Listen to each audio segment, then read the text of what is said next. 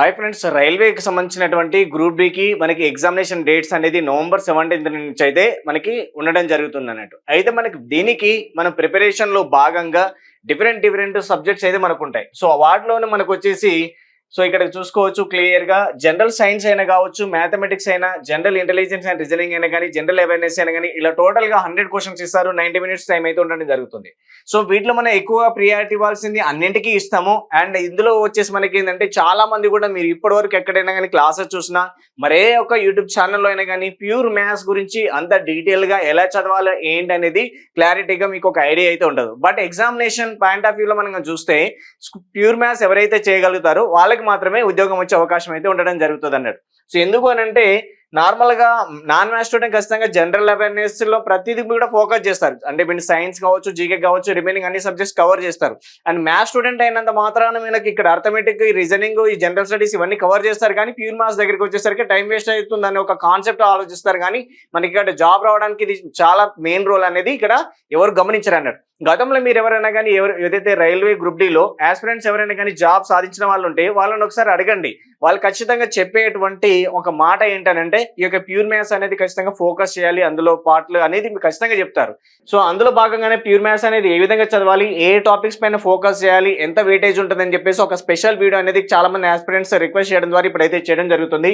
అయితే మనకి యూఎఫ్జీ యాప్లో రైల్వే గ్రూప్ డి సంబంధించినటువంటి arithmetic, reasoning, general studies and అదేవిధంగా ప్యూర్ మ్యాథ్స్ అని కావచ్చు, ఇలా ప్రతి వాటికి సంబంధించినటువంటి అన్ని సబ్జెక్ట్స్ ఉంటాయి. వీడియో క్లాసెస్, చాప్టర్ టెస్ట్లు, గ్రాండ్ టెస్ట్లు, ఇలా ప్రతిదీ కలిపి జస్ట్ ఓన్లీ 3 months వ్యాలిడిటీకి 499 రూపీస్కి మీకు అయితే ప్రొవైడ్ చేయడం జరుగుతుంది. బెస్ట్ కంటెంట్ ఉంటుంది. తెలుగు అండ్ ఇంగ్లీష్ 2 లాంగ్వేజ్లో చెప్పించడం జరుగుతుంది అన్నట్టు. క్లాసెస్ అన్ని కూడా క్లియర్గా మంచిగా నీట్గా అయితే ఉండడం జరుగుతుంది. ఇంకెవరైనా మీ యొక్క ప్రిపరేషన్ స్టార్ట్ చేయకపోతే ఖచ్చితంగా మీ యొక్క ప్రిపరేషన్ స్టార్ట్ చేయండి. 100% మా నుంచి మీకు అయితే సపోర్ట్ అయితే ఉంటుంది. ఇప్పుడు సార్ మీకు ఆల్రెడీ డీటెయిల్గా మనకి ఎలా చదవాలి ఏంటని ఇప్పుడు మనకి సార్ మీకు డీటెయిల్గా ఎక్స్ప్లెయిన్ అయితే చేస్తారన్నట్టు, ఎలా చదవాలి ఏంటని చెప్పేసి. సో మీరైతే 100% ఒక నోట్బుక్ తీసుకొని మీరైతే ఇప్పుడు చెప్పే ప్రతిదీ నోట్ చేసుకోవడం ద్వారా ఎక్కువగా మీరైతే ఒక ఐడియా అనేది మీకైతే వస్తుంది అన్నట్టు. నార్మల్గా వింటుండడమే కాకుండా ఒక నోట్బుక్ తీసుకుంటే మీకు బెస్ట్గా ఉంటుంది అన్నట్టు. ఓకేనా?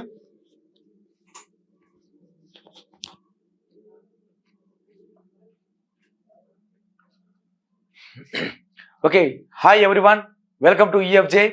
ఓకే, ఇప్పుడు మనకు ఒక న్యూస్ ఏమంటే నవంబర్ 17న railway group D exams announce అయినాయి. దాని పర్పస్లో ప్రతి ఒక్కరూ చాలా మంది ప్రిపరేషన్ ఆడి మొదలు పెట్టారు. ఎందుకంటే హెవీ కాంపిటీషన్ ఉంది. దగ్గర 1 కోటి మంది దాకా అప్లై చేశారు. ఉన్నదే 30,000 పోస్టులు. కాబట్టి మనం కొంచెం హానెస్ట్గా ప్రిపేర్ అయితే ఈసారి అది పోస్ట్ చిన్నదా పెద్దదా తర్వాత చూద్దాం. కాకపోతే మనకి ఈ ఇయర్లో ఏదో ఒక జాబ్ అయితే ఖచ్చితంగా అయితే ఉండాలి. మనకు జాబ్ వచ్చే ప్రమాణికంలో మనకు ఏ విధంగా ప్రిపరేషన్ మొదలు పెట్టాలంటే ప్రతి ఒక్కరు కూడా ఇక్కడ మ్యాథమెటిక్స్ కనబడితే మనం ఏం ప్రిపేర్ అయ్యగలుగుతారు వాళ్ళు. మ్యాథమెటిక్స్ అంటే just arithmetic, only arithmetic topics మాత్రమే ప్రిపేర్ అయ్యి వెళ్తారు. ఇక్కడ అర్థమెటిక్ టాపిక్స్ మాత్రమే ప్రిపేర్ అవుతారు. కానీ ఇక్కడ క్వాలిఫికేషన్ మాత్రం పేరుకు మాత్రమే, అది 10th క్వాలిఫికేషన్. మన గ్రూప్ డి మొత్తం అంతా పేరుకు మాత్రమే 10th క్వాలిఫికేషన్. కానీ అడిగే క్వశ్చన్ మాత్రం ఒక రేంజ్లో అయితే ఇస్తాడు. ఎందుకంటే ఇక్కడ ప్యూర్ మ్యాథ్స్ టాపిక్ని, అర్థమెటిక్ని ఒక లెవెల్లో తీసుకొస్తారు. ఎందుకంటే హెవీ కాంపిటీషన్. డిగ్రీ అయిపోయినోడు కూడా ఈ గ్రూప్ డి జాబ్కి అప్లై చేస్తారు. ఇంకా చెప్పాలంటే ఎంటెక్, పిహెచ్డి అవుతున్నా కూడా ఈ గ్రూప్ డి జాబ్కి అప్లై చేసే అవకాశం అయితే ఉంటుంది. కాబట్టి మనం ఏ విధంగా ఎవరితో మనకి కంపారిజన్ అవసరం లేదు. మనమైతే పర్ఫెక్ట్గా ప్రిపరేషన్ కనుక మొదలు పెడితే మనకి ఈసారి గ్రూప్ డి జాబ్ ఖచ్చితంగా మన చేతిలో అయితే ఉంటుంది. కాకపోతే ఇక్కడ మనం ఏ టాపిక్ మనం ఫోకస్ చేయాలి. ఇక్కడ జనరల్ సైన్స్ అంటే physics, chemistry, bioscience and science and technology, ఈ 4 భాగాలు కామన్గా చదవాల్సి ఉంటుంది. ఈ 4 భాగాలు ఫోకస్ చేస్తేనే ఇక్కడ 25 మార్క్స్ యొక్క వెయిటేజ్ని మనం బాగా పర్ఫెక్ట్గా మనం రీచ్ అవ్వచ్చు. తర్వాత ఇక మన మ్యాథమెటిక్స్ జోలికి వస్తే మన మ్యాథమెటిక్స్లో ఉన్నది 25 మార్క్స్, 25 క్వశ్చన్స్, 25 మార్క్స్. ఇక్కడ దీన్ని మనం 2 రకాలుగా విడగొట్టాల్సి ఉంటుంది. ఏవే పార్ట్ అంటే అర్థమెటిక్స్ సంబంధించిన కొన్ని టాపిక్స్ అండ్ అదేవిధంగా ప్యూర్ మ్యాథ్స్ సంబంధించి రిమైనింగ్ టాపిక్స్ మనం ఏ విధంగా ప్రిపేర్ అవ్వాలనేది ఇంపార్టెంట్. మనం ప్యూర్ మ్యాథ్స్ అంటే చాలా హెవీగా అవసరం లేదు. Up to 10th class school text book లో ఏమేం టాపిక్స్ అయితే ఉన్నాయో వాటిపైనే క్వశ్చన్ అడిగే అవకాశం అయితే ఉంది. అంతేగాని ప్యూర్ మ్యాథ్స్ అని చెప్పి భయపడద్దండి. కోఆర్డినేట్ జామెట్రీ అని, ఆ వైశేషిక రేఖా గణితం అని, దాని తర్వాత లిమిట్స్, ఇంటిగ్రేషన్, డిఫరెన్షియల్ ఈక్వేషన్, కరణ గణితం అని అంటాం, అది క్యాలిక్యులేషన్ అంటాం. ఆ టాపిక్స్ అవి ఏమీ రావు. ఇక్కడ ప్యూర్ మ్యాథ్స్ మనం ఏ టాపిక్ మీద ఫోకస్ చేయాలనేది కూడా చూద్దాం. తర్వాత అర్థమెటిక్ లో కూడా ఈ రెండింటి కలిసి 25 మార్క్స్. అర్థమెటిక్ లో ఎక్కువ ఫోకస్ చేయాల్సింది ప్రాఫిట్ అండ్ లాస్, అండ్ అదేవిధంగా discount, and simple interest, compound interest, and అదేవిధంగా percentage topic, and ratio, proportion, LCM and HCF, time and work, ఈ టాపిక్స్ నుంచి మొత్తం కవర్ చేస్తే ఇక మనకు అర్థమెటిక్ లో 25 మార్క్స్ యొక్క వెయిటేజ్ అనేది పడుతుంది. దాని తర్వాత ఇంకా రీజనింగ్ జోలికి వస్తే మనకు 3 భాగాలు ఉన్నాయి రీజనింగ్ లో: verbal reasoning, logical reasoning, non verbal reasoning. ఈ 3 భాగాన్ని కలిపి మనం పర్ఫెక్ట్ గా ప్రిపేర్ అయితే ఇక్కడ ఖచ్చితంగా 30 క్వశ్చన్లలో మినిమం 28 అయినా స్కోర్ చేయడం రావాలి. ఇక్కడ ఎక్కువ ఫోకస్ చేయాల్సింది ఏమేమంటే syllogism topic, inequality topic, sitting arrangement, coding, decoding, number series, letter series, analogy topic, classification topic, blood relation, directions, coding and decoding and calendars and clocks topic. ఇవి ఎక్కువ ఫోకస్ చేస్తే మనకి రీజనింగ్ టాపిక్ మొత్తం అంతా మనము perfect గా అవ్వచ్చు. ఇంకా ఇది కరెంట్ అఫైర్స్, జనరల్ అవేర్నెస్ అంటే ఒక సముద్రం లాంటిది. ఇక్కడ ఏ టాపిక్ నుంచి క్వశ్చన్ అడుగుతాడో చెప్పలేం, ఎలా అడుగుతాడో కూడా మనం డిసైడ్ చేయలేం. ఇప్పుడు మన అర్థమెటిక్ వరకు వస్తే ఏ విధంగా వెయిటేజ్, మన ప్యూర్ మ్యాథ్స్ వరకు వస్తే ఏ విధంగా వెయిటేజ్ ఉంటుందంటే ఇక్కడ first of all geometry topic. మనకు జామెట్రీ టాపిక్ నుంచి కన్ఫామ్ గా 1 or 2 క్వశ్చన్ అడిగే అవకాశం అయితే ఉంది. జామెట్రీ టాపిక్ అంటే రేఖా గణితం అంటాం తెలుగులో. ఈ రేఖా గణితం దేని నుంచి స్టార్ట్ అవుతుందంటే ఒక బిందువు నుంచి స్టార్ట్ అవుతుంది, ఒక పాయింట్ నుంచి స్టార్ట్ అవుతుంది. ఆ పాయింట్ ని ఒకవైపు పొడిగించుకుంటూ వెళ్తే దాన్ని రే కిరణం అని అంటాం. అదే విధంగా ఆ పాయింట్ ని ఇరువైపులా పెంచితే దాన్ని లైన్, స్ట్రైట్ లైన్ అంటాం. అండ్ అదే విధంగా ఈ పాయింట్ ఒకే వైపు 2 వైపులా పొడిగించిన ఎండ్ అయితే దాని లైన్ సెగ్మెంట్, రేఖాఖండం అంటాం. ఎప్పుడైతే ప్రాబ్లంలో రేఖాఖండం ఎంటర్ అవుతుందో ఎంటైర్ జామెట్రీ మొత్తం అంతా ఇన్వాల్వ్ అయిపోతుంది. ఎలా అంటే ఈ 3 రేఖాఖండ సరళ సమృద్ధ పటాన్ని త్రిభుజం అంటాం. అదే 4 అయితే చతుర్భుజాలు, పంచభుజి, అష్టభుజాలు అన్ని కూడా భుజాలన్నీ స్టార్ట్ అవుతాయి. కాబట్టి జామెట్రీ పైన ఆన్సర్ చేయాలంటే మీరు ఎలా ప్రిపేర్ అవ్వాలంటే జామెట్రీని థియరీ రూపంలో నేర్చుకుంటూ అండ్ అదే విధంగా వాటిపై వచ్చే ప్రాబ్లమాటిక్ ఏదైతే ఉందో mensuration topic most important topic. ఈ జామెట్రీ, మెన్సురేషన్ 2 వేరు కాదు చదవాల్సింది, 2 కలిపి మిక్సింగ్ చేసి చదవాలి. అలా 2 కలిపి చదివితేనే మన ఇక్కడ థియరీ అనేది ఇక్కడ ఇన్వాల్వ్ అవుతుంది. ఇక్కడ థీరమ్స్ ఏమేమి ఉన్నాయి, త్రిభుజం గురించి యొక్క థియరీ పాయింట్ మొత్తం అంతా ఇన్వాల్వ్ అవుతుంటాయి. దాని తర్వాత ఇక్కడ మెన్సురేషన్ లో వాటి యొక్క వైశాల్యం, వాటి యొక్క ఏరియా ఎలా కనుక్కోవాలి, హైట్ ఎలా కనుక్కోవాలి, అండ్ అదేవిధంగా ఎన్ని రకాల త్రిభుజాలు ఉన్నాయి, ఏ విధంగా ఆన్సర్ చేయాలి, ఎన్ని రకాల చతుర్భుజాలు ఉన్నాయి, అంటే కోఆర్డినేటర్స్ ఎన్ని ఉన్నాయి, అవన్నీ కూడా ఇక్కడ ట్రాపిక్ ఆఫ్ మొత్తం అంతా ఏరియా, వాల్యూమ్, డయాగ్నోస్ అన్ని కూడా ఇక్కడ కనుక్కుంటే ప్రాబ్లం ఆధారంగా వస్తాయి. ఆ టాపిక్ ఎన్ని వస్తాయంటే మనం మెన్సురేషన్ టాపిక్ నుంచి 2 క్వశ్చన్ అయితే గ్యారంటీగా అడుగుతున్నాడు. దాని తర్వాత ఆల్జీబ్రా టాపిక్. ఆల్జీబ్రాలో మొత్తం నేర్చుకోవాల్సిన అవసరం లేదు. ఈ ఆల్జీబ్రాలో ఎక్కువ ఫోకస్ చేస్తున్నది క్వాడ్రాటిక్ ఈక్వేషన్. ఈ ఆల్జీబ్రాలో ఎక్కువ ఫోకస్ చేస్తున్న క్వాడ్రాటిక్ ఈక్వేషన్, వర్గ సమీకరణాలు. ఈ వర్గ సమీకరణాలు కాన్సెప్ట్ నుంచి ఖచ్చితంగా 1 or 2 క్వశ్చన్ అడిగే అవకాశం అయితే ఉంది.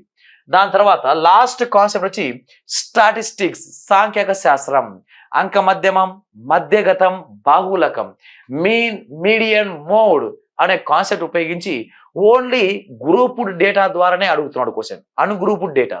కాబట్టి ఆ టాపిక్ నుంచి క్వశ్చన్ ఎన్నో వస్తాయంటే ఖచ్చితంగా ఒక క్వశ్చన్ అయితే గ్యారంటీగా వస్తుంది. కాబట్టి మనకు అర్థమెటిక్ సెక్షన్ నుంచి, మ్యాథమెటిక్స్ సెక్షన్ నుంచి 25 క్వశ్చన్ కనుక ఉంటే మినిమం 8 క్వశ్చన్స్, 8 క్వశ్చన్లు ప్యూర్ మ్యాథ్సే అడిగే అవకాశం ఉంది. రిమైనింగ్ 17 కాన్సెప్ట్ మొత్తం అంతా 17 మార్క్స్ అంతా మొత్తం ప్యూర్ మ్యాథ్సే ఇక్కడ అర్థమెటిక్ టాపిక్ అడిగే అవకాశం అయితే ఉంది. ఫస్ట్ ఆఫ్ ఆల్ ఈ గ్రూప్ డి జాబ్ కొట్టండి, each and every mark most important. ఇక్కడ 8 మార్కులే కాదు సార్ నేను వదిలేస్తానంటే అలా అందరూ అనుకుంటారు. కానీ ప్రతి ఒక్కరు కూడా మనము ఈ వేరే వాళ్ళతో మనకి వేరే వాళ్ళకి కంపారిజన్ ఉండాలి అంటే ఈ 8 మార్కులు కూడా మనం వెయిటేజ్ అవుట్ ఆఫ్ పడాలి. ఇప్పుడు కొన్ని క్వశ్చన్ ఏ విధంగా చేయాలి, మనం ఏ లెవెల్లో మనకి ఎగ్జామ్ లో అడుగుతాడు, మనం ఇంటర్మీడియట్, మన 10th క్లాస్ వరకు, మన ఇంటర్మీడియట్ సంబంధం లేదు, 10th క్లాస్ వరకు ఉన్న ట్రిగ్నామెట్రీ అండ్ 10th క్లాస్ వరకు ఉన్న ఓకే ఇక్కడ ట్రిగ్నామెట్రీ టాపిక్ గురించి ఇక్కడ 1 or 2 క్వశ్చన్ అడుగుతాడు. మన 10th క్లాస్ వరకు ఉన్న trigonometry concept, geometry concept and statistics concept కనుక నేర్చుకుంటే మనకు పర్ఫెక్ట్ గా మనం వేరే పెద్ద పెద్ద బుక్స్ ప్రిపేర్ అవ్వాల్సిన అవసరం లేదు. మన స్కూల్ టెక్స్ట్ బుక్లే రెఫర్ చేస్తే మన వీటి నుంచి ఈ 25 మార్కులో 8 మార్కులు అనేది యావరేజ్ గా 8 మార్క్స్ అనేది ప్యూర్ మ్యాథ్స్ వస్తాయి. ఈ 8 out of 8 స్కోర్ ఈజీగా క్రాక్ చేయొచ్చు. ఓకే చూద్దాం. ఇక్కడ మన కొన్ని క్వశ్చన్ కనుక ఏ విధంగా చేయాలని తీసుకుంటే ఇక్కడ ఫస్ట్ క్వశ్చన్ కనుక రెఫర్ తీసుకుంటే ఇక్కడ ఏమి ఇచ్చాడు, ఇక్కడ the perimeter of one face of cube అంటే ఒక ఘనం యొక్క చుట్టుకొలత, ఒక ఘనం యొక్క ఒక ఉపరితలం యొక్క చుట్టుకొలత దేనికి సమానమో చూడాలి. దాని తర్వాత 24 సెంటీమీటర్లు అయితే దెన్ ఇట్స్ వాల్యూమ్ ఈజ్, ఒక ఘనం యొక్క ముఖం చుట్టుకొలత 24 సెంటీమీటర్ ఉంటే దాని ఘన పరిమాణం ఎంత? ఓకే ఇక్కడ దేని యొక్క ఘన పరిమాణం అడిగాడు. మనకి ఇక్కడ పర్ఫెక్ట్ గా మెన్సురేషన్ టాపిక్ లో ఆన్సర్ చెయ్యాలంటే మనకు ఫార్ములాస్ లేని మన ఆన్సర్ అయితే ముట్టలేము. ఖచ్చితంగా ఫార్ములాస్ అయితే మనం నేర్చుకోక తప్పదు. ఓకే ఇక్కడ మనం క్యూబ్ అంటున్నాం, ఘనం అంటున్నాం. ఈ క్యూబ్ యొక్క ఫార్ములాస్ ఏమేమి వస్తాయి? ఈ క్యూబ్ యొక్క formulas first formula volume formula. Volume అంటే ఘన పరిమాణం యొక్క ఫార్ములా ఏమంటే ఏ క్యూబ్. దాని తర్వాత లాటరల్ సర్ఫేస్ ఏరియా, ప్రక్కతల వైశాల్యం. ఒక ఘనం యొక్క ప్రక్కతల వైశాల్యం ఎంత ఫార్ములా ఏమంటే 4a². అండ్ అదే విధంగా మూడో ఫార్ములా టోటల్ సర్ఫేస్ ఏరియా, సంపూర్ణ ఉపరితల వైశాల్యం. ఈ సంపూర్ణ ఉపరితల వైశాల్యం యొక్క ఫార్ములా ఏమంటే 6a² అవుతుంది, 6a². నెక్స్ట్ వన్ అండ్ అదే విధంగా డయాగ్నల్ కర్ణం ఏమైపోతుందంటే a√3 ఫార్ములా. మనకి ఎప్పుడైనా క్యూబ్ మీద క్వశ్చన్ అడగాలనుకుంటే మెన్సురేషన్ టాపిక్ నుంచి ఈ ఫార్ములాస్ లేదే మనము ఆన్సర్ ముట్టలేము. ఓకే ఇక్కడ అడిగిన క్వశ్చన్ ఏమి? ఘన పరిమాణం యొక్క ఫార్ములా ఏమి? a³ కాబట్టి మనకు ఆప్షన్ లో ఖచ్చితంగా 1 of the క్యూబిక్ నంబర్ అయి ఉండాలి. 1 of the క్యూబిక్ నంబర్ ఏది ఉందంటే 216 అనేది 1 of the క్యూబ్ నంబర్. మిగతావన్నీ ఏ దానికి క్యూబ్ కాదు. ఈ 216 6 యొక్క క్యూబ్. అలా మనకు ఆప్షన్ వైజ్ కూడా ఆన్సర్ ఈజీగా సెలెక్ట్ చేసుకోవచ్చు. దాని తర్వాత ఇక మనకు అన్ని కూడా క్యూబిక్ నంబర్ ఉంటే మనం ఏ విధంగా చేయాలి అంటే ఇక్కడ మన ప్రొవిజర్ కాన్సెప్ట్ తీసుకురావాలి. ఇక్కడ ఏ విధంగా ఇచ్చాడంటే ఒక క్యూబ్ అంటున్నాడు. ఈ క్యూబ్ యొక్క ఒక ముఖం, ఒక క్యూబ్ యొక్క ఒక ఫేస్, 1 of the ఫేస్ తీసుకుందాం. ఈ ఫేస్ తీసుకుంటే ఈ ఫేస్ యొక్క షేప్ ఏ విధంగా ఉంది అంటే స్క్వేర్ షేప్ ఉందిగా. ఈ స్క్వేర్ యొక్క పెరిమీటర్, ఈ స్క్వేర్ యొక్క చుట్టుకొలత 4a సమానం. అంటే ఈ చుట్టుకొలత ఆధారంగా ఏ వాల్యూ మనకు వచ్చేస్తుంది. ఇక్కడ ఏ అంటే ఎడ్జ్ ఆఫ్ ది క్యూబ్. ఇక్కడ భుజం అవుతుంది. దేని యొక్క భుజం? ఘనం యొక్క భుజం అవుతుంది. కాబట్టి ఇక్కడ 4a వాల్యూ దేనికి సమానం అంట? 24 సెంటీమీటర్ కి సమానం అంట. కాబట్టి 4 1s 4 6 అప్పుడు a = 6 సెంటీమీటర్. అప్పుడు a = 6 సెంటీమీటర్ అయినప్పుడు అప్పుడు వాల్యూమ్ ఫార్ములా ఏమవుతుందంటే a³ అవుతుంది. Volume formula a³. అప్పుడు 6 క్యూబ్ వాల్యూ ఎంత అంటే 216 centimetre cube is a perfect right answer అయితే అవుతుంది. ఓకే ఫస్ట్ ఆఫ్ ఆల్ ఈ మెన్సురేషన్ టాపిక్ ఆన్సర్ చేయాలంటే ఖచ్చితంగా ఫార్ములాస్ లేకుండా మనం ఆన్సర్ చేయలేము. Each and every point most important. Okay next question కనుక తీసుకుంటే ఇక్కడ నెక్స్ట్ క్వశ్చన్ ఆల్జీబ్రా నుంచి అడగడం జరిగింది. ఆల్జీబ్రాలో కూడా మనం ఏ టాపిక్ కు ఫోకస్ చేయాలంటే క్వాడ్రాటిక్ ఈక్వేషన్, వర్గ సమీకరణం. ఓకే ఇక్కడ విచ్ క్వాడ్రాటిక్ ఈక్వేషన్, క్రింది వానిలో ఏది వర్గ సమీకరణం రావాలంటే ఖచ్చితంగా ఒక రూల్ ఫాలో అవ్వాలి. ఓకే క్వాడ్రాటిక్ ఈక్వేషన్ కావాలి అంటే ఖచ్చితంగా ఏ విధంగా ఉండాలి? Normal form ax² + bx + c = 0. దీన్ని వర్గ ఈ రూపంలో ఉన్నదాన్ని మనము వర్గ సమీకరణం అంటాం. అదే విధంగా ఇక్కడ ax³ plus b x square plus c x plus d equal to 0. దీని ఘన సమీకరణం, ఇక్కడ పవర్ ఏముంది 3 ఉంది, దీని ఘన సమీకరణం అంటాం, క్యూబిక్ ఈక్వేషన్ అంటాం దీన్ని. కాబట్టి మనకి ఒక క్యూబిక్ ఈక్వేషన్ కూడా మనకు అవసరం లేదు. ఇక్కడ ఈ విధంగా క్వాడ్రిక్ ఈక్వేషన్ మీద ఎక్కువ ఫోకస్ చేయాలి. మనకు 10th క్లాస్ వరకు మనకు క్యూబిక్ ఈక్వేషన్ లేదు, కానీ క్వాడ్రిక్ ఈక్వేషన్ ఖచ్చితంగా అయితే ఉంది. పర్ఫెక్ట్. ఇప్పుడు మనము a x square plus b x plus c రూపంలో ఉన్న ప్రతి ఒక్క ఈక్వేషన్ ని మనం క్వాడ్రిక్ ఈక్వేషన్ అంటున్నాం. కాబట్టి ఇక్కడ థర్డ్ ఆప్షన్ అయితే కాదు. ఎందుకు థర్డ్ ఆప్షన్ కాదంటే ఇది క్యూబిక్ ఈక్వేషన్, ఎందుకంటే ఇక్కడ క్యూబ్ పవర్ ఉంది కాబట్టి. ఇక్కడ ఖచ్చితంగా స్క్వేర్ రావాలి, ఇక్కడ స్క్వేర్ వచ్చే అవకాశమే లేదు. కాబట్టి ఇక్కడ తర్వాత ఇక ఎక్కడైనా స్క్వేర్ ఉందా అంటే ఇక్కడ a x square b x plus c లేదు, కాబట్టి ఫస్ట్ ఆప్షన్ కూడా రాదు. ఓకే, దేర్ ఫోర్ మన second option is a quadratic equation చెప్పొచ్చు. ఎలా అంటే ఇక్కడ ఫస్ట్ ఆఫ్ ఆల్ మనము x plus x minus 4x square plus 5 therefore plus √3x plus 8 equal to 0. Therefore ఇక్కడ మనం ఫస్ట్ ఆఫ్ ఆల్ ఏ రూపంలో ఇక్కడ ఏ రాయొచ్చు అంటే మనము 4 - 4x స్క్వేర్, ఎక్స్ టర్మ్ అని ఒకవైపు రాసుకుంటే ఇక్కడ ఎక్స్ కామన్ తీస్తే, ఒక ఇక్కడ ఎక్స్ కామన్ తీసామంటే అప్పుడు ఇక్కడ 1 ప్లస్ √3 ఇంటూ ఎక్స్, ఈ రెండు ఎక్స్ కామన్ తీస్తే ఈ విధంగా వస్తుంది. తర్వాత 5 + 8 వాల్యూ 13 ఈక్వల్ టు 0. ఒక్కసారి అబ్జర్వ్ చేస్తే ఇదంతా కూడా ఏఎక్స్ స్క్వేర్, ఓకే, ఇదంతా కూడా బిఎక్స్, ఓకే, ఈ కాన్స్టాంట్ టర్మ్ అనేది సి ఈక్వల్ టు 0. ఓకే, ఇచ్చిన ఈక్వేషన్ ప్రకారం ఉంది కాబట్టి ఇక్కడ వర్గ సమీకరణం క్వాడ్రిక్ ఈక్వేషన్ ఏమవుతుందంటే మనకు సెకండ్ ఆప్షన్ లో ఉన్న ఆన్సర్ మనకు పర్ఫెక్ట్ రైట్ ఆన్సర్ అయితే అవుతుంది. Okay, next question. ఇక్కడ నెక్స్ట్ క్వశ్చన్ వచ్చి జామెట్రీ నుంచి ఇవ్వడం జరిగింది. దేనిపైన చతుర్భుజాలు కాన్సెప్ట్ నుంచి క్వాడ్రిలేటరల్ టాపిక్ నుంచి ఇవ్వడం జరిగింది. ఓకే, ఇక్కడ ఫైండ్ ద ఎక్స్, ఇక్కడ ఎక్స్ వాల్యూ మనకు కావాలి. If ABCD is a parallelogram as given figure below with 2 diagonals AC and BD intersecting at O. Intersect అంటే కలుసుకోవడం, ఎక్కడ కలుసుకున్నాయంట, ఓ వద్ద కలుసుకున్నాయంట. తర్వాత ఓఏ ఈక్వల్ టు అంటే ఇక్కడ ఓ నుంచి A, OA equal to x plus 3, OB equal to y plus 2, okay, OB equal to y plus 2, OC equal to 2x plus y, OD equal to 3y అయినప్పుడు x యొక్క విలువ ఎంత? ఓకే, first x value కావాలంటే y value కావాల్సిందేగా.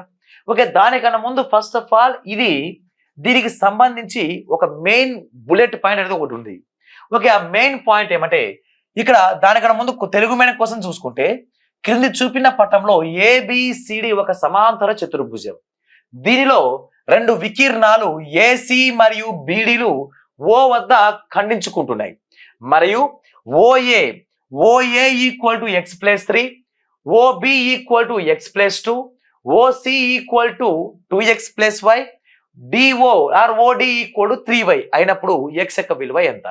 Okay, ఇక్కడ జాగ్రత్తగా వింటే ప్యారలోగ్రామ్ దేని అంటామంటే ఎదురెదురు భుజాలు సమానంగా ఉండాలి. అంటే ఎదురెదురు భుజాలు సమానంగా ఉండి అది ఎదురెదురు భుజాలు ప్యారలల్ గా ఉండాలి, సమాంతరంగా ఉండాలి. ఎదురెదురు భుజాలు సమానంగా ఉండి అండ్ అదే విధంగా సమాంతరంగా ఉంటే ఆ చతుర్భుజాన్ని మనము రాంబస్ అంటాం. ఈ రాంబస్ లో కర్ణాలు అనేవి ఇక్కడ ఏ, ఓకే, ఇక్కడ ఏ ఇక్కడ నుంచి మొదలు పెట్టాడు. Okay, A B C D, okay, AC and BD, AC BD అనేవి కర్ణాలైతే ఈ కర్ణాలు అనేవి సమానంగా ఉంటాయా అంటే AC is not equal to BD, AC value బిడికి సమానం కాదు. కానీ ఈ కర్ణాలు సమానం కావు, కానీ అవి ఒకదానికొకటి సమద్విఖండన చేసుకుంటాయి. అంటే in a parallelogram 2 diagonals are not equal but its intersecting are equal. Its bisector each other. Bisector అంటే సమానంగా ఖండించుకుంటాయి అని అర్థం. అంటే ఇప్పుడు ఇక్కడ ఓ వద్ద ఖండించుకున్నాయి కాబట్టి ఇక్కడ ఈక్వేషన్ ఏమంటే ఏఓ ఈక్వల్ టు ఓసి అవుతుంది. అంటే ఏఓ యొక్క పొడవు ఎంతైతే ఉందో ఓసి పొడవు కూడా అంతే ఉంటది. నెక్స్ట్ అదే విధంగా ఇంకొక కారణం, ఇక్కడ ఓబి ఈక్వల్ టు ఓబి పొడవు ఎంతైతే ఉంటుందో ఓడి పొడవు కూడా అంతే ఉంటది. ఇది ప్యారలోగ్రామ్ యొక్క మెయిన్ ఇంపార్టెంట్ పాయింట్. ఒక సమాంతర చతుర్భుజంలో కర్ణాలు సమానం కావు కానీ అవి ఒకదానికొకటి సమద్విఖండన చేసుకుంటాయి. In a parallelogram both diagonals are not equal but its divides perpendicular bisector each other. Bisector each other అనేది ఇంపార్టెంట్. ఇక్కడ బైసెక్టార్ అంటే రెండు సమానంగా విడిపోతాయి అని అర్థం. కాబట్టి దీని ద్వారా ఏఓ వాల్యూ ఎంత అంటే x+3 equal to OC value ఎంత అంటే 2x+y. దేర్ఫోర్ ఈ x వాల్యూ అవతల పోయి ఈ y వాల్యూ అవతల వస్తే అప్పుడు 2x - x equal to y. ఇక్కడ వాల్యూ y 3 - y అవుతుంది. 3 - y. అప్పుడు ఇక్కడ వాల్యూ ఎంత అంటే x ఈక్వల్ టు 3 - y. మనకు x వాల్యూ కావాలి. x వాల్యూ కావాలంటే ముందు y వాల్యూ తెలియాలి మనకి. y వాల్యూ కావాలంటే ఇంకొక డయాగ్రమ్ మీద డిపెండ్ అవ్వాలి. అప్పుడు OB వాల్యూ ఎంత అంటే y+2. OD వాల్యూ ఎంత అంటే 3y. ఈ y అవతల పోతే మైనస్ అవుతుంది. 3y - y equal to 2. అప్పుడు 2y ఈక్వల్ టు 2. 2 క్యాన్సిల్ అయిపోతే ఇక్కడ y వాల్యూ ఎంత అంటే 1. y ప్లేస్ తో ఇక్కడ 1 పెడితే 3 - 1. అప్పుడు x వాల్యూ ఎంత అంటే 3 - 1 వాల్యూ 2. 2 అంటే last option. Last option is మన పర్ఫెక్ట్ రైట్ ఆన్సర్ అయితే అవుతుంది. ఇక్కడ ఇవన్నీ జామెట్రిక్ కాన్సెప్ట్ ఓరియంటెడ్ లో అడిగే క్వశ్చన్. ఈ జామెట్రిక్ కాన్సెప్ట్ ఉపయోగించి మన ప్యారలోగ్రామ్ మీద క్వశ్చన్ అడిగితే ప్యారలోగ్రామ్ మీద ఉన్న ఒకే ఒక ఇంపార్టెంట్ పాయింట్ కర్ణాలు సమానం కాదు. అంటే ఇక్కడ AC is not equal to BD but its divides perpendicular కాదు కానీ పర్పెండిక్యులర్ అవ్వదు కానీ బైసెక్టార్ ఈచ్ అదర్. కర్ణాలు సమానం కావు కానీ అవి ఒకదానికొకటి సమద్విఖండన చేసుకుంటాయి అనేది మోస్ట్ ఇంపార్టెంట్ పాయింట్. ఆ పాయింట్ ఉపయోగించి ఇది మన స్కూల్ టెక్స్ట్ బుక్ లో 8th క్లాస్ టెక్స్ట్ బుక్ లో ఉంటుంది ప్రాబ్లం ఇది. ఆ 8th క్లాస్ టెక్స్ట్ బుక్ ఉపయోగించి మనకు ఇప్పుడు రైల్వే గ్రూప్ లో అడుగుతున్నాడు. Next question. ఇక్కడ నెక్స్ట్ క్వశ్చన్ నంబర్ సిస్టమ్ నుంచి అడగడం జరిగింది. ఇక్కడ ఏ విధంగా అడిగంటే ఇక్కడ నంబర్ సిస్టమ్ అని చెప్పలేము కానీ ఇది కూడా ఆల్జీబ్రా ఈక్వేషన్ లో one of the equation. a+b² a-b² అవన్నీ కూడా ఆల్జీబ్రిక్ ఈక్వేషన్సే. ఇక్కడ x+y+z equal to 11 and xy+yz+zx equal to 42. Then the value of x² + y² + z² is. ఇక్కడ మనకు తెలిసిన ఫార్ములా ఏమంటే x+y+z²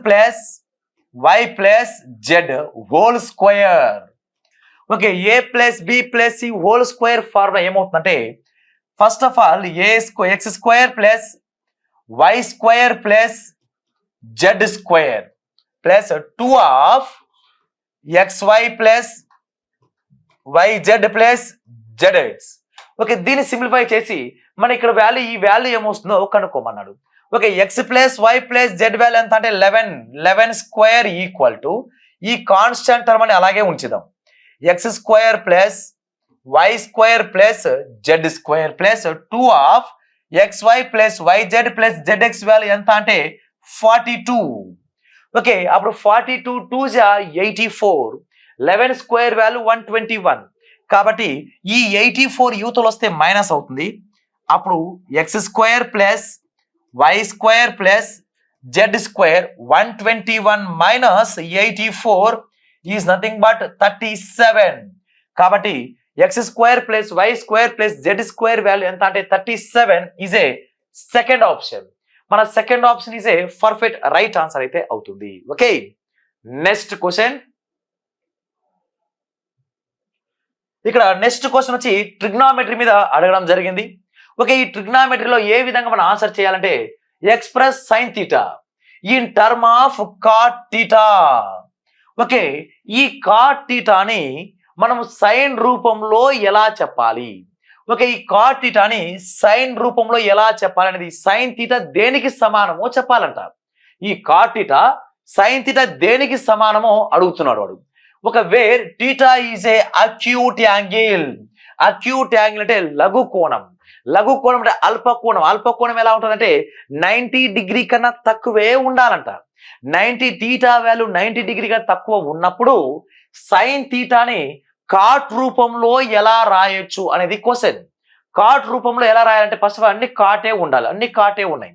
సైన్ థీటాని కాట్ రూపంలో రాస్తాం. అదే సైన్ థీటాని కొసెక్ రూపంలో రాయమంటే అప్పుడు 1/కొసెక్ అని రాయొచ్చు. Sine theta equal to one by cosec theta. And అదే విధంగా కాస్ థీటా దేనికి సమానం అంటే 1/సీకెంట్ థీటా. ఈ విధంగా రాసుకుంటూ వెళ్ళొచ్చు. కానీ ఇక్కడ సైన్ థీటాని దేనిలో తీసుకురామన్నాడంటే కాట్లోకి తీసుకురామన్నాడు. అప్పుడు కాట్లోకి తీసుకురామంటే అప్పుడు మనకు కొన్ని ఫార్ములాస్, మనకి ట్రిగ్నామెట్రీలో కొన్ని బేసిక్ ఫార్ములాస్ మనకు తెలిసి ఉండాలి. ఆ ఫార్ములా ఫస్ట్ ఫార్ములా ఏమంటే sign square theta plus cos square theta equal to 1. Okay, sign square theta plus cos square theta equal to 1.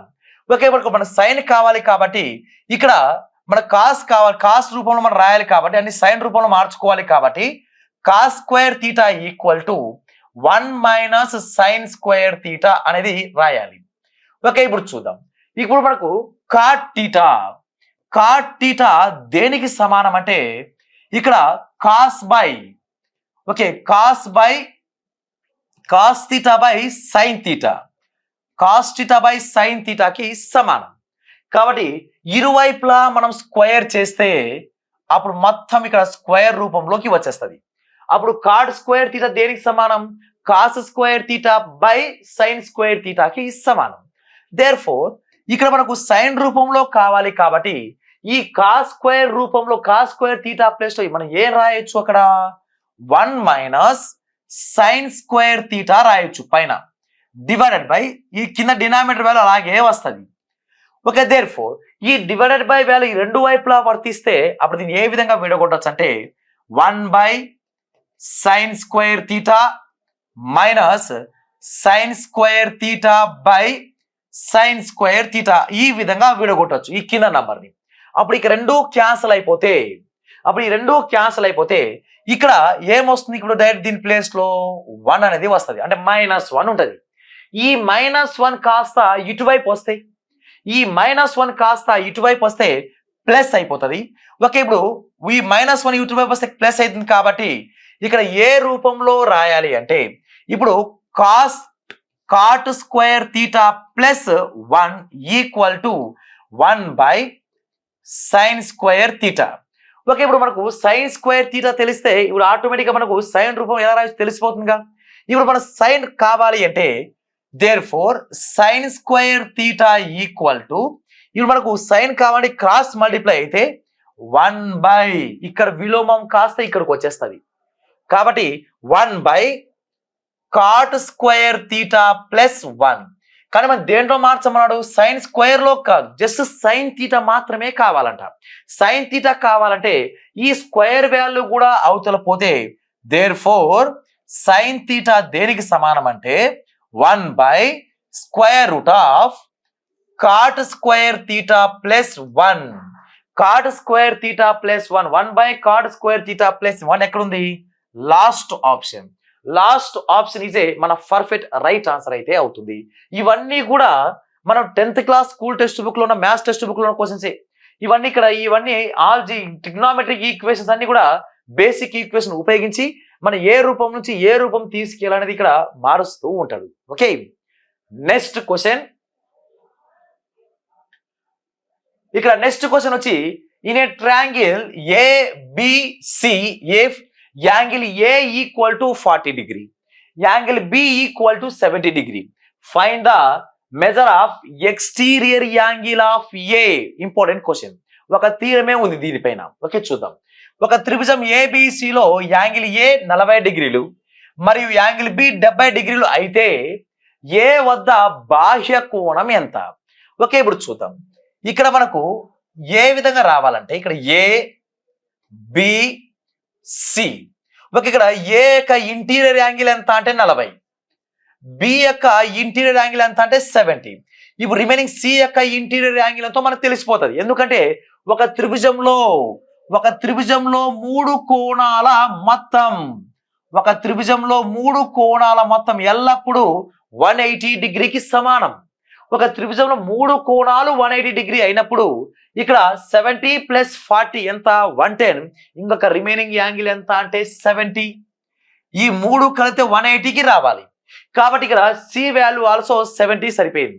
దీన్ని ఉపయోగించి మన ఇక్కడ ఏ వద్ద బాహ్య కోణం అడుగుతున్నాడు, ఏ వద్ద ఎక్స్టీరియర్ యాంగిల్ అడుగుతున్నాడు. మనకి ఏ వద్ద ఎక్స్టీరియర్ యాంగిల్ అంటే ఇక్కడ కోణం. ఓకే, ఇక్కడ త్రిభుజం వద్ద ఒక త్రిభుజంలో ఒక బాహ్య కోణం దేనికి సమానం అంటే ఒక థీరం, మోస్ట్ థీరం ఇంపార్టెంట్. ఒక త్రిభుజంలో ఒక బాహ్య కోణం ఆ త్రిభుజం యొక్క బాహ్య కోణాల అంతరాభిముఖ కోణాల మొత్తానికి సమానం అనే పాయింట్ ఇంపార్టెంట్. ఓకే, ఒక త్రిభుజం యొక్క బాహ్య కోణం, దాని యొక్క బాహ్య కోణం దేనికి ఈక్వల్ అంటే ఈ బాహ్య కోణం యొక్క అంతర అంటే లోపల ఉన్నదానికి, ఈ అంతరం ఉన్నదానికి అభిముఖంగా అంటే ఆపోజిట్ ఉన్న యాంగిల్స్, ఆపోజిట్ యాంగిల్ మొత్తానికి సమానం అంటారు.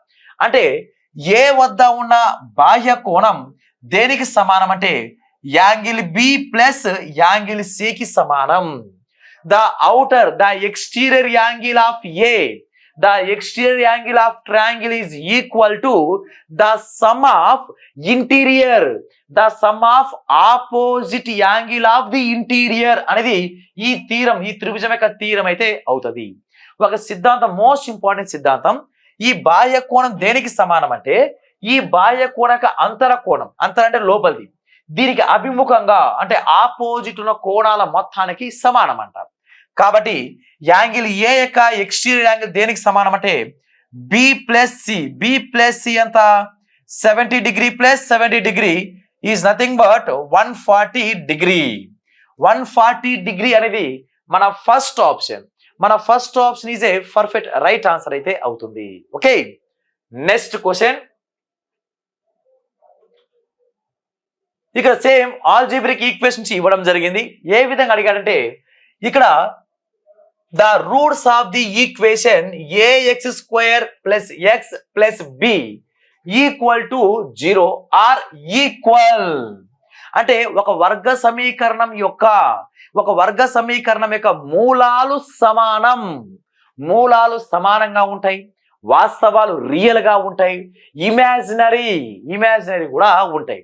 ఓకే, ఇక్కడ ఈ మూడింటి గురించి ఈక్వేషన్ దేని మీద డిపెండ్ అయి ఉంటుందంటే డిస్క్రిమినేట్ పైన డిపెండ్ అయి ఉంటది, విచక్షణి పైన డిపెండ్ అయి ఉంటది. ఓకే, ఇక్కడ దీనికి సంబంధించిన ఎక్స్ట్రా ఇంపార్టెంట్ పాయింట్ చూద్దాం. ax² + bx + c = 0. ఈ వర్గ సమీకరణంలో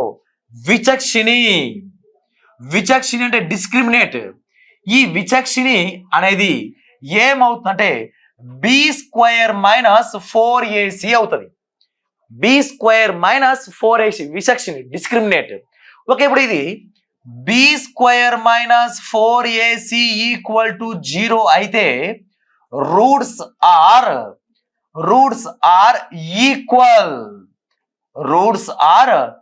ఈక్వల్ అవుతుంది.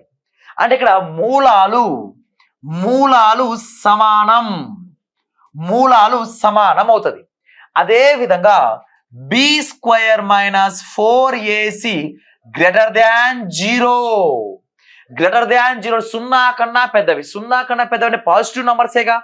కాబట్టి ఇక్కడ రూట్స్ ఆర్ రియల్.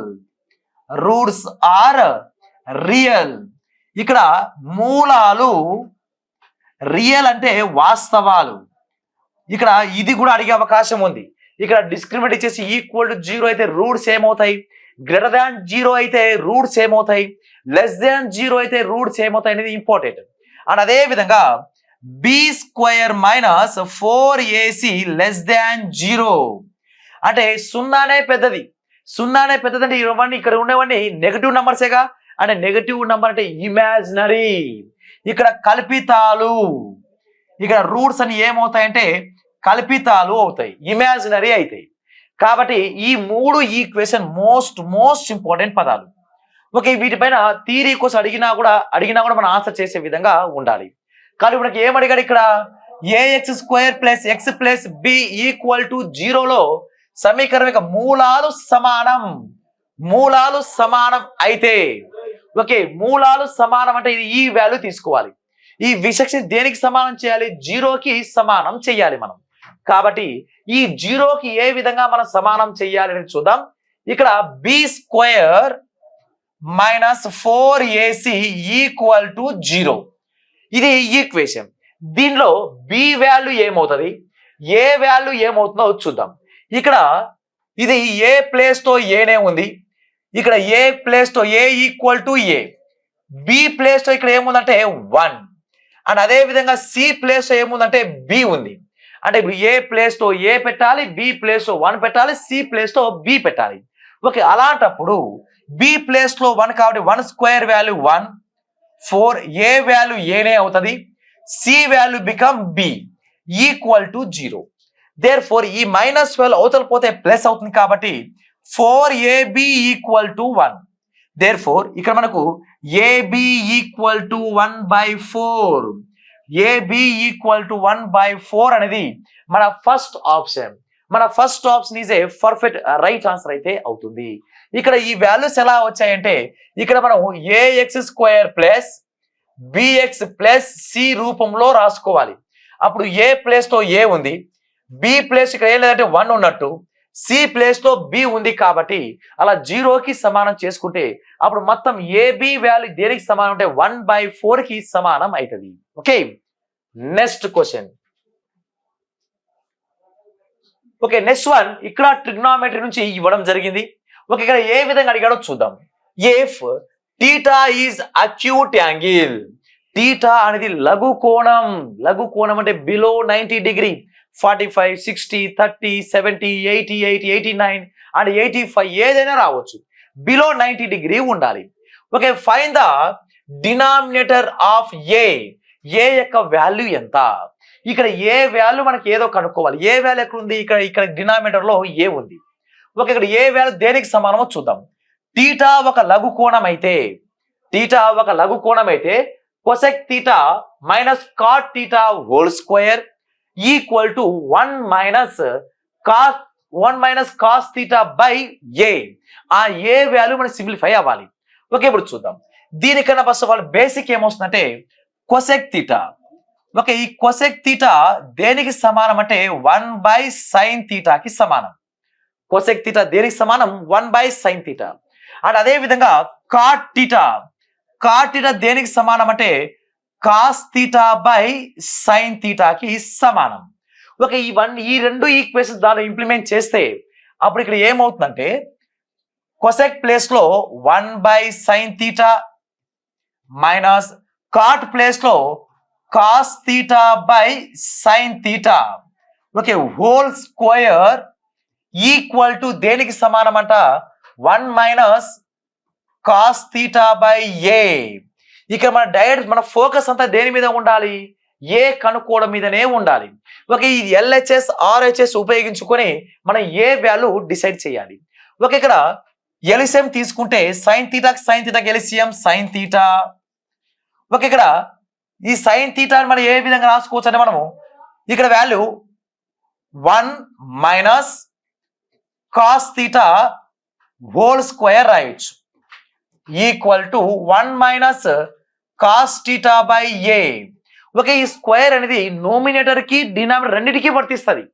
ఈ స్క్వేర్ నోమినేటర్ డినామినేటర్ రెండింటికి వర్తిస్తుంది కాబట్టి అప్పుడు ఇక్కడ మనము 1 - cos θ whole square sin square θ = 1 - cos θ/a. Okay, ఇక్కడ 1 - cos θ ఇక్కడ రెండు ఉన్నాయి కాబట్టి ఒకటి క్యాన్సిల్ అయిపోతుంది కాబట్టి ఇక్కడ ఇప్పుడు డినామినేటర్ వాల్యూ ఇక్కడ 1 - sin స్క్వేర్ θ మనం ఫార్ములాస్ నేర్చుకున్నాం.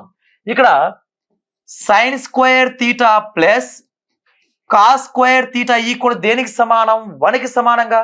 ఇప్పుడు sin స్క్వేర్ ప్లస్ ఏం రాసుకోవచ్చు అంటే sin స్క్వేర్ ప్లస్ లో 1 - cos స్క్వేర్ θ గా రాయొచ్చు.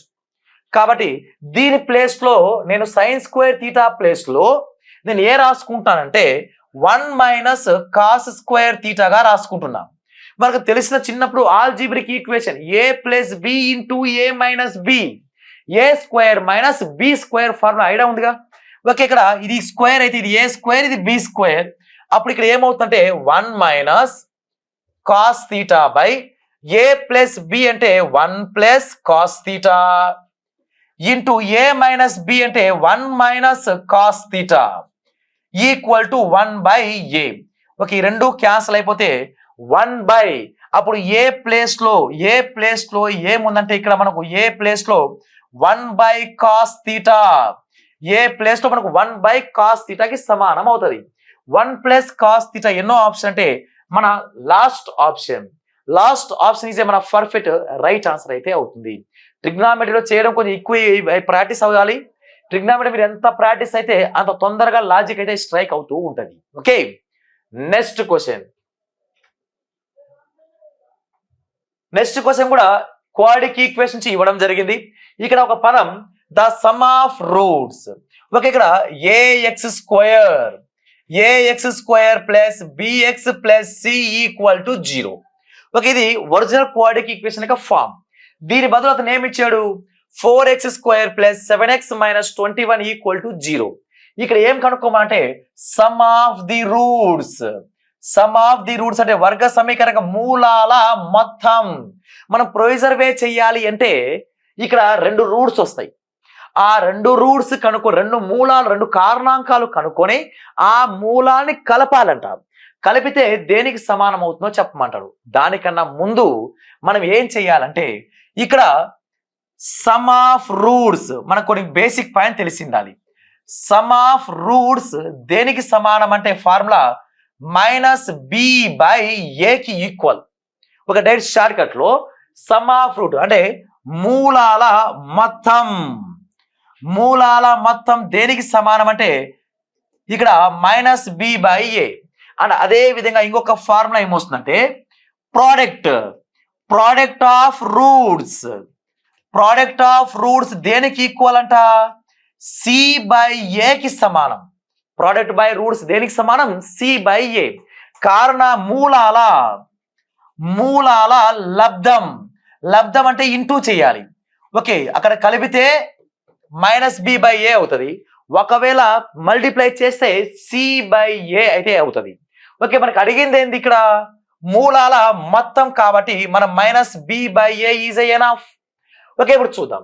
ఇక్కడ మనకు ఇచ్చిన దానిలో ఇది ఏఎక్స్ స్క్వేర్, ఇది బిఎక్స్ మైనస్ సి, ఇక్కడ ప్లస్ సి ఈక్వల్ టు 0. మనకి ఇప్పుడు ఏం కావాలి మైనస్ బి బై ఏ కావాలి. బి ప్లేస్ లో ఏముంది ఇక్కడ 7, ఏ ప్లేస్ లో ఏముందంటే 4, ఇక్కడ మైనస్ సింబల్ ఉంది కాబట్టి మైనస్ సింబల్. కాబట్టి ఆన్సర్ మూలాల మొత్తం ఎంతకు సమానం అంటే -7/4. -7/4 ఇస్ ఏ లాస్ట్ ఆప్షన్. ఒకవేళ ప్రోడక్ట్ ఆఫ్ రూట్స్ మూలాల లబ్ధం అడిగితే సి బై ఏ, సి ఎంత -21, సి ప్లేస్ లో బై ఏ వాల్యూ ఎంత అంటే 4. ఇది ప్రోడక్ట్, ఇది కూడా ఇచ్చాడు ఆప్షన్ లో.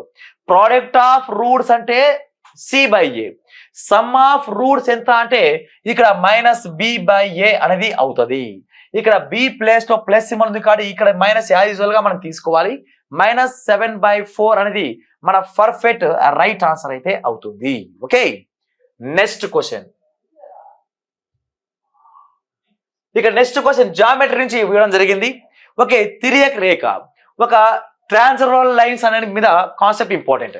ఒక 2 ప్యారలల్ లైన్స్ ని ఒక ఎల్ అనే తిర్యక్ రేఖ ఖండిస్తే మొత్తం 8 రకాల కోణాలు ఏర్పడతాయి. ఏకాంతర కోణాలు, ఏక బాహ్య కోణాలు, సదృశ్య కోణాలు, alternate interior angle, exterior angle అనేది ఏర్పడుతూ ఉంటాయి. కాబట్టి ఇక్కడ మనం కొంచెం లాజిక్ అబ్జర్వ్ చేస్తే ఇక్కడ ఈజీగా కాన్సెప్ట్ తీసుకుంటే డయాగ్రామ్ ప్రకారం ఇక్కడున్న కోణం ఇక్కడికి వచ్చేస్తుంది. ఈ ట్రాన్స్ఫరల్ లైన్ లో ఈ తిర్యక్ రేఖలో ఇక్కడ కోణం వాల్యూ 60 డిగ్రీకి సమానం. ఓకే, ఇక్కడ ఈ ఎక్స్ వాల్యూ కూడా ఇక్కడికి వస్తుంది. ఇక్కడ ఎక్స్ వాల్యూ అనేది డిగ్రీ అనేది ఇక్కడికి వస్తుంది. ఇప్పుడు ఎప్పుడైతే స్ట్రైట్ లైన్ యాంగిల్ ఉంటుందో అప్పుడు ఖచ్చితంగా 180 డిగ్రీకి సమానంగా. కాబట్టి ఇక్కడ మనకు తెలుసుకోవాల్సిన పాయింట్ ఏమంటే ఇక్కడ y ప్లస్ 60 డిగ్రీ దేనికి సమానం అవ్వాలి 180 డిగ్రీకి సమానం అవ్వాలి. ఓకే, ఇక్కడ బాహ్య రూపంలో ఉంది, ఒక బయట ఇది లోపల, ఏక బాహ్య కోణాలు ఇవి. ఏక బాహ్య కోణం ఇక్కడ ఇటువైపు ఏకాంతర కోణాలు అనేది సమానంగా ఉంటాయి. తర్వాత ఇక్కడ y equal to 180 degree minus 60 equal to 120. Therefore ఇక్కడ కూడా అంతే, ఇక్కడ ఈ రెండు వాల్యూస్ మొత్తం స్లైడ్ కలిపి ఎంత 180కి సమానంగా. కాబట్టి x plus 105 equal to 180 degree. కాబట్టి x వాల్యూ ఈ అవతలు తీసేస్తే 180లో నుంచి 105 కనుక తీసేస్తే 75 డిగ్రీ అనేది మ్యాచ్ అవుతుంది. కాబట్టి మనకు కనుక్కోమంది ఏం కనుక్కోమన్నాడు వాడు 2x plus y. 2x plus తో ఎంత పెట్టాలంట 75 ప్లస్ y వాల్యూ ఎంత 120. Okay, 75 double 150 plus 120 is nothing but 270. Okay, 270 is a మన first option. First option is a perfect right answer అయితే అవుతుంది. Okay, next question. If the sum of roots, ఇప్పుడు వరకే formula చెప్పుకున్నాం. If the sum of roots of the quadratic equation is 5x square plus bx plus 4 equal to 0 is 9. అంటే sum of square వాడే చేస్తున్నాడు 9. Okay, తర్వాత then find the value of b. Okay, ఇక్కడ b place తో ఏం వస్తుందో కనుక్కోమంటున్నాడు. 5x square. Okay, ఇక్కడ ఈక్వేషన్ నుంచి 5x square plus bx plus 4 equal to 0. Okay, ఇక్కడ ఈ సమీకరణంలో మూలాల మొత్తం 9. Okay, sum of roots. Okay, sum of roots కావాలి మనకి. ఓకే, సమ్ ఆఫ్ రూట్స్ కావాలి అంటే సమ్ ఆఫ్ రూట్స్ వాల్యూ దేనికి ఈక్వల్ అంటే minus b by a equal to 9. అతనే ఇచ్చాడు 9. మూలాల మొత్తం 9కి సమానం అంటే మూలాల మొత్తం ఫార్ములా ఏమి మనకి మైనస్ బి బై ఏకి సమానం అవుతుంది. కాబట్టి ఇక్కడ మనం ఏఎక్స్ స్క్వేర్ నార్మల్ ఫామ్ తీసుకుంటే plus b x plus c minus B అంటే యాజువల్ గా minus B, a value a place లో 5 ఉంది ఈక్వల్ టు 9. దేర్ ఫోర్ ఈ డినామినేటర్ వాల్యూ యూతలు పోతే మల్టిప్లై అవుతుంది. Minus b equal to 9 into 5 equal to 45. అప్పుడు మనకు బి వాల్యూ కావాలంటే ఈ మైనస్ వాల్యూ కూడా ఇటువైపు వచ్చేస్తే ఇక్కడ మనకు బి వాల్యూ కావాలంటే మైనస్ 45 అవుతుంది. మైనస్ బి ఈక్వల్ టు 45 అయినప్పుడు బి ఈక్వల్ టు మైనస్ 45కి సమానం. కాబట్టి minus 45 is a third option. Third option is a మన పర్ఫెక్ట్ రైట్ ఆన్సర్ అయితే అవుతుంది. Okay, next question. Next question mensuration topic నుంచి ఇవ్వడం జరిగింది. ఓకే, ఈ మెన్సురేషన్ టాపిక్ లో what is the area of equivalent triangle whose each side is a 14 centimetre long. ఇక్కడ ప్రతి భుజం 14 సెంటీమీటర్ పొడవు ఉన్నప్పుడు సమబాహు త్రిభుజం యొక్క వైశాల్యం ఎంత? ఓకే, ఇక్కడ సమబాహు త్రిభుజం అడుగుతున్నాడు కాబట్టి ఈ ఈక్వలెంట్ ట్రయాంగిల్ ఎలా ఉంటుందంటే 3 భుజాలు అండ్ అదే విధంగా 3 కోణాలు సమానంగా ఉంటాయి. ఒక సమబాహు త్రిభుజంలో 3 భుజాలు 3 కోణాలు అనేవి సమానం. 60 డిగ్రీ ఇక్కడ 60 డిగ్రీ ఇక్కడ 60 డిగ్రీకి సమానంగా ఉంటది. కాబట్టి ఇక్కడ ఏరియా వైశాల్యానికి ఫార్ములా ఏమంటే √3/4 a స్క్వేర్. ఒక సమబాహు త్రిభుజంలో వైశాల్యానికి ఫార్ములా √3/4 a స్క్వేర్. అండ్ అదే విధంగా ఎత్తు హైట్ √3/2 a అనేది హైట్ అవుతుంది.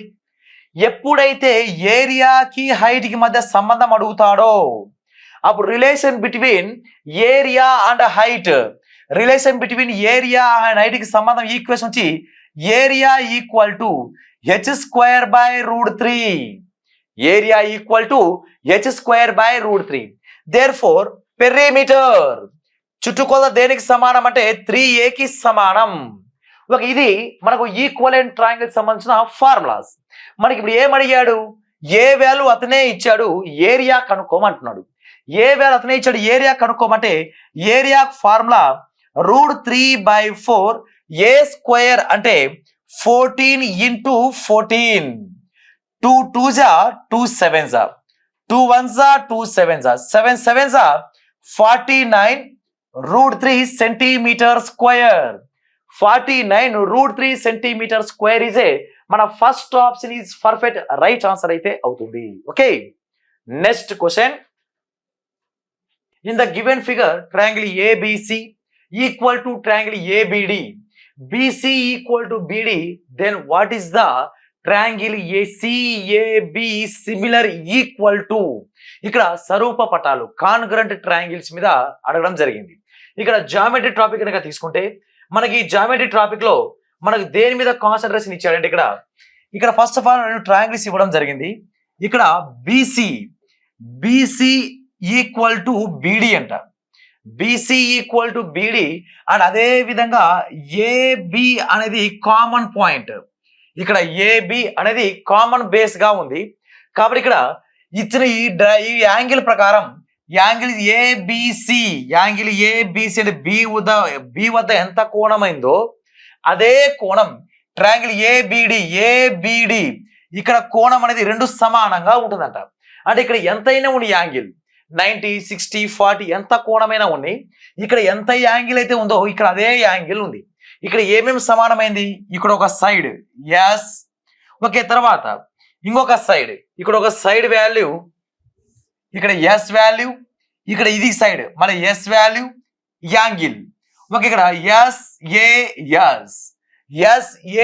ఎస్ అనే ధర్మం ఆధారంగా ఇక్కడ అనే ప్రాపర్టీ ఏది? ఇక్కడ భుజం కోణం భుజం కోణం భుజం భూకోబు నియమం ప్రకారం ఇక్కడ ఏం చెప్తాడంటే CAB ఈ similar equal to angle CAB ఎలా అయితే ఉందో ఇక్కడ AB, ఇక్కడ దీనికి కూడా ABనే కాబట్టి ఇది కూడా సమానమే అయిపోతుంది. CA ఈక్వల్ టు DA కాబట్టి అప్పుడు DAB అనేది కూడా మనకు ఈక్వల్ మ్యాచ్ అవుతుంది. కాబట్టి angle CAB similar equal to దేనికి సమానం అంటే ట్రయాంగిల్ DAB కి సమానం. ట్రయాంగిల్ DAB అని మనకి ఏ ఆప్షన్ లో ఉందంటే ఇక్కడ థర్డ్ ఆప్షన్ ఈజ్ మన రైట్ ఆన్సర్ అయితే అవుతుంది. Okay, next question. Next one ఇక్కడ స్టాటిస్టిక్స్ టాపిక్ నుంచి ఇవ్వడం జరిగింది. ఇక్కడ స్టాటిస్టిక్స్ టాపిక్ లో find the median of the data. Median అంటే మధ్యగతం అని ఎలా కనుక్కోవాలి అంటే మధ్యగతాన్ని వాడు ఇచ్చిన దత్తాంశాన్ని ఒక ఆర్డర్ రూపంలో రాయాలి.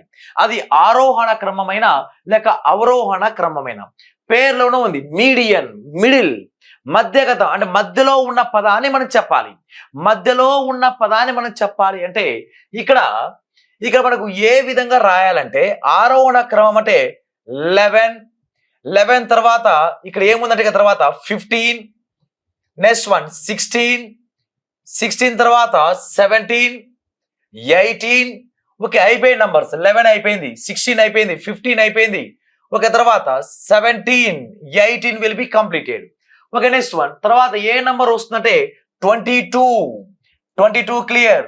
22 తర్వాత 33 తర్వాత ఇక 51, 71, 75 అంటే 51, 71, 75 ఇలా ఒక ఆర్డర్ లో రాసుకుంటూ వెళ్ళాలి. అది అసెండింగ్ ఆర్డర్ అయినా కానీ డిసెండింగ్ ఆర్డర్ అయినా కానీ అలా ఆర్డర్ రాసిన తర్వాత ఇక్కడ ఎన్ని నంబర్స్ ఉన్నాయి? 1 2 3 4 5 6 7 8 9 10. 1 2 3 4 5 6 7 8 9 10. First of all data match అయిందేమో చూసుకోవాలి. తర్వాత మధ్యలో పదం అంటే ఇక్కడ 3 పదాలు, ఇక్కడ 3 పదాలు వదిలేద్దాం. తర్వాత 4వ పదం, ఇక్కడ నుంచి 4వ పదం వదిలేద్దాం. ఇప్పుడు మధ్యలో పదం అంటే ఈ రెండిటి యొక్క మధ్యలో పదం ఏం మిగిలినాయి? ఇప్పుడు 1822 ఉంది.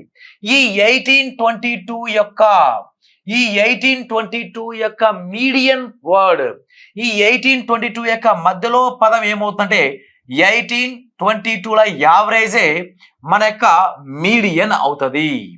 అంటే ఎప్పుడైతే మధ్యలో ఒకే ఒక పదం మిగిలితే అదే రైట్ మీడియన్ అవుతుంది.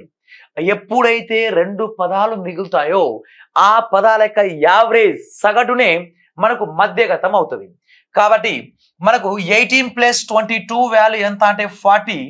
40లో సగం ఎంత అంటే 20.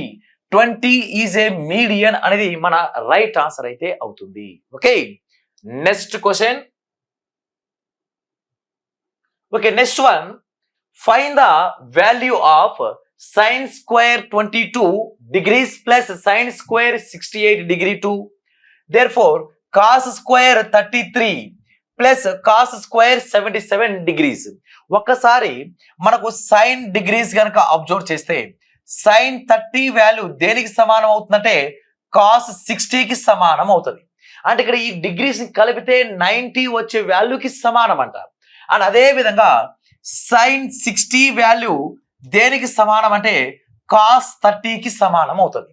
అండ్ అదే విధంగా sin 45 వాల్యూ దేనికి సమానం అంటే cos 45. ఇక్కడ కలిపితే 90 రావాలి. 30 + 60 90, 60 + 30 90, 45 + 45 90. కాబట్టి ఇలా కలిపితే 90 సమానం వచ్చే విధంగా ఉండాలి. అండ్ అదే విధంగా sin 0 is equal to cos 90. కాబట్టి ఈ లెవెల్లో ఉంటే ఇక్కడ సేమ్ టు సేమ్ కాన్సెప్ట్ ఉపయోగించుకొని ఇక్కడ మనం sin square 22 ఈక్వల్ టు దేనికి సమానం అంటే cos స్క్వేర్ 68కి సమానం. కలిపితే 90 వస్తుంది. లేదా sin square 68 is equal to cos square 22కి ఈక్వల్ అవుతుంది. ఈ లెవెల్ ప్రకారం ఇక్కడ మనకు ఏ విధంగా మారిపోతుందంటే sin స్క్వేర్ అలాగే రాసుకుంటే sin స్క్వేర్ 22 అలాగే రాస్తే అప్పుడు sin బదులు ఇక్కడ sin 68 దేనికి సమానం అంటే cos స్క్వేర్ 22కి సమానం అవుతుంది. అండ్ అదే విధంగా రేషియోలో చెప్పమంటాడు.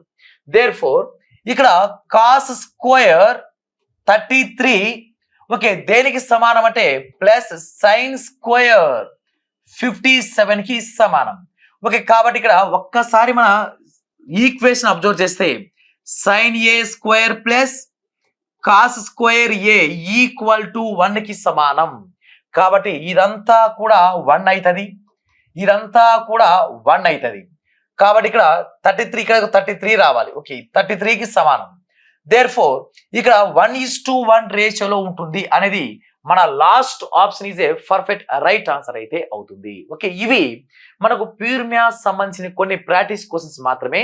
ఓకే, వీటితో పాటు ఇంకా మన ఎక్స్ట్రా క్వశ్చన్స్ అనేది పార్ట్ 2 వీడియోలో చూద్దాం. ఓకే.